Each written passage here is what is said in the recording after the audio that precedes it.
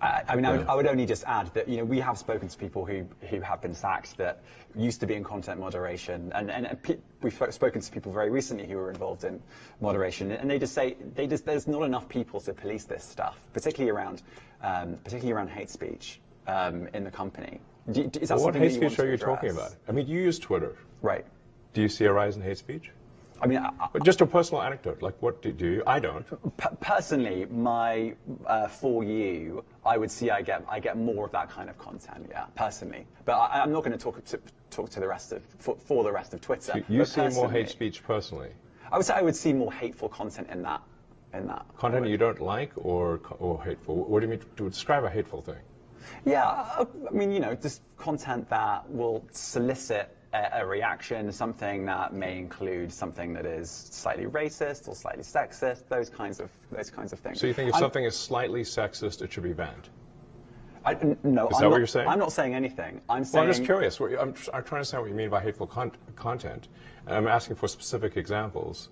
And you just said that if something is slightly sexist, that's hateful content. Does that mean that it should be banned? Well, you've asked me whether my feed, whether it's got less or more. I'd say it's got slightly more. That's why I'm asking for examples.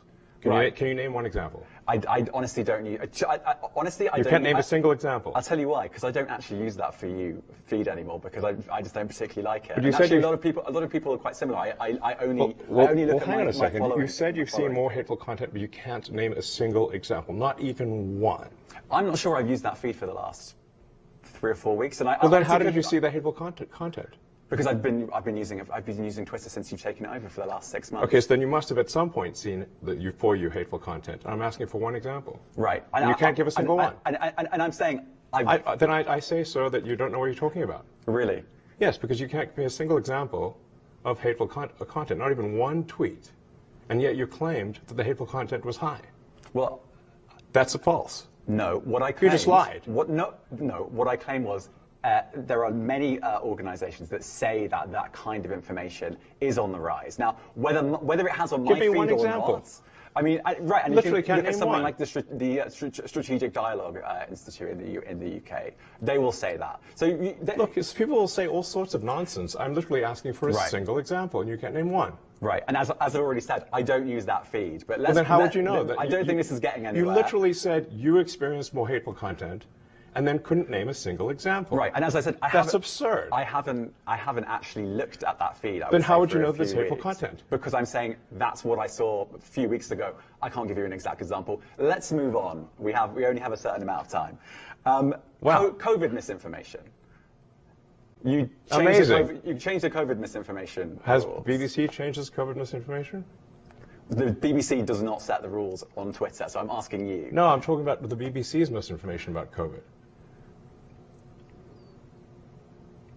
I'm literally asking you about, you changed the labels, the COVID misinformation labels. There used to be a policy, it then disappeared. Why do that? Well, COVID is no longer an issue. Does the BBC hold itself at all responsible for misinformation regarding masking and side effects of vaccinations, and not reporting on that at all? And what about the fact that the BBC was put under pressure by the British government to change its editorial policy? Are you aware of that? This is not an interview about the BBC. Oh, you thought it wasn't?